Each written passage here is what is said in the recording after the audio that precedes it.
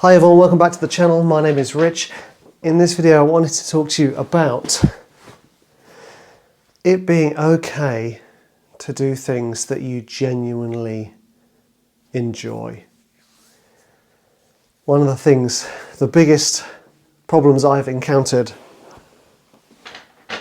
in the world of earning money from the thing that you would do as a hobby is guilt.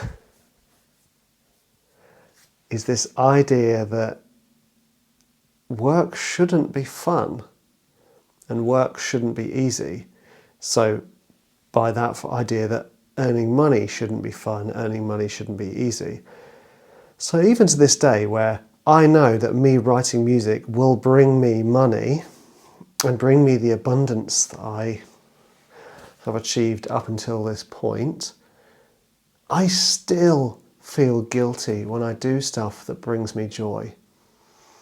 And the stuff that brings me joy is just making music, making things. If I sit down right now and just record something for the joy of it, so I'll grab my cello and I'll record some horror music, which, just so you know, is the thing that's brought me the most success in my life, is my horror music and my thriller music. Even that, just getting there and sitting down and writing this stuff because I enjoy it, I will feel so guilty. That may just be me, and maybe I am just talking to myself here, but actually, I don't think I am. I think we all suffer from this guilt.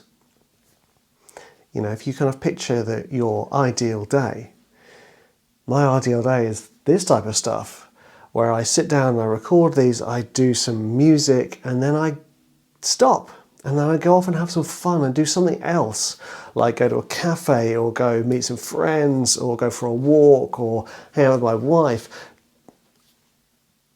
That's my ideal day. And then obviously my kids come home from school and I play with my kids. I'm there and I'm present. But it is loaded with so much guilt. And people unconsciously will mention this to me, you know, even friends will be like, "Oh, what are you doing, sitting around your pants again all day, Rich?" And it's like, I do work. I work really hard.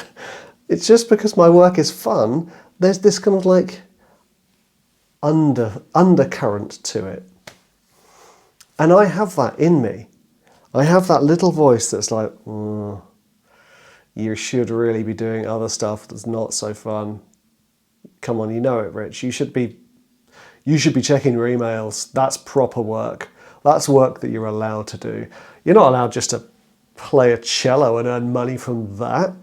And especially playing a cello making stupid rubbish noises. What is this? Your life? I mean, honestly, that's the type of dialogue. It's a ridiculous dialogue, but that's the type of dialogue I have in my mind, where it's like making me feel guilty for doing the work that I enjoy. I mean, I don't even want to call it work. Doing the fun. And that's what I want to do. I want to get up and do the fun every day. Because doing the fun is the thing that has enabled me to become successful as a creative person. But what I'm trying to say here is, even after all these years, even after all the proof of my music being used in Hollywood trailers, in feature films, in huge global advertising campaigns, even now, where I've been earning a living from my music for over 10 years, I still feel guilty. Because obviously it comes down to this deep-rooted belief that I feel, and probably a lot of you feel too, which is, I'm not good enough. It kind of sucks to say that out loud, actually. But what we want to do is just ignore that. Just ignore it. Pretend it's like someone's left the radio on. Just boop, turn that off. Acknowledge you have the thought, feel the feeling. Because when I feel that feeling, it's there. It's like, okay, and a bit here, let the feeling be there, and then just carry on doing the fun. Because when we start thinking about setting goals, if we kind of step back from this and approach it more like a career, we set career goals, we set attainable targets. We go, okay, well, I want to be producing this much content, and I want that content to be earning this amount of money. And you go, okay, well then I need to be doing the stuff that's fun. But then let's imagine this. Let's imagine you've achieved that goal where you are producing a piece of content a week, and that piece of content is paying your bills. What's going to be different then than it is now? You're still going to have to do the stuff that achieves that goal. So why won't you choose? Why don't you choose? Or why don't you let yourself choose the stuff that is fun and the stuff that brings you genuine joy? Because let's say you focus on stuff that's not so fun, like email stuff. Let's say you make a living from email stuff. You're still going to get there and be like, oh, I miss the stuff that brings me joy. But I've spent all of this time building this career doing email stuff. If you love email stuff, that's fine. And yes, there are email stuff involved in most industries these days. Every industry probably. But genuine joy from just creating music and creating videos and creating content, it's okay. It is a perfectly okay thing to do, because at the end of the day, this is your life, and what you do with it is your choice.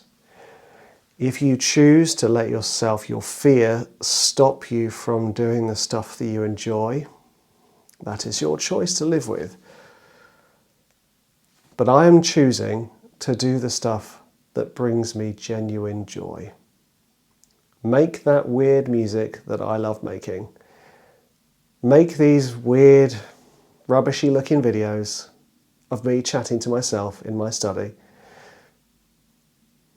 Record song ideas on my acoustic. Do some other fun video projects. Produce music using my violin, whatever it is. Wherever that joy takes me is where I want to be taken. Kind of like if you imagine that your life is the hero's journey, and you open yourself up to the hero's journey, where instead of Obi-Wan Kenobi taking you on the start of your journey, it is the joy. Obi-Wan Kenobi represents the wisdom of your higher self, of your soul, taking you on your soul's journey. And I want that wisdom to be the joy. I want that wisdom to be the things that bring me happiness. It's not even happiness, contentment and joy and excitement and curiosity and all those lovely things, like when you see kids playing and just doing it because they love doing it. I want that in my daily life. And I think that is something all creatives should be striving for. And yes, we do end up battling our own inner critics and our own self-doubt and our own subconscious beliefs and our limiting beliefs. We battle those.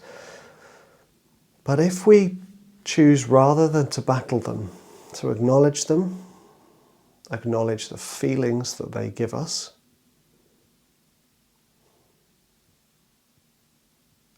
and then be okay with those feelings being there whilst we produce the joy, what will start to happen is the joy will overpower.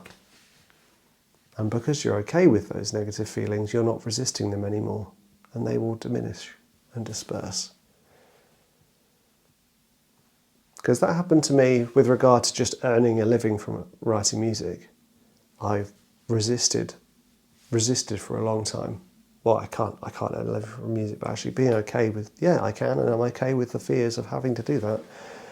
And all of a sudden, lo and behold, I got to where I needed to be. So it's okay. Just write a list of the stuff that you enjoy doing and that brings you joy, no matter how little. It could be like painting miniatures.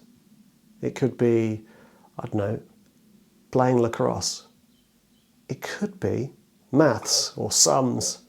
It could be 3D modelling.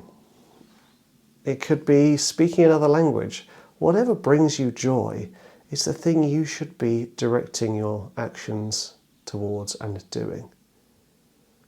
Because what you'll find is when you're in that place of joy, opportunities start to happen and magic starts to happen. I'm not saying it's all smiles and roses or sunshine and lollipops, maybe it's for everyone.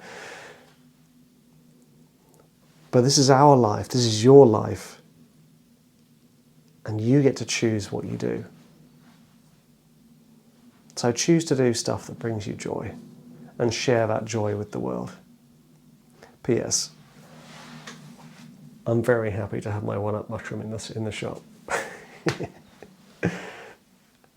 I hope this is kind of giving you a little bit of a confidence boost to pursue those things that bring you joy, no matter what it is, and to find time in your day to do those things, because that's really, really important.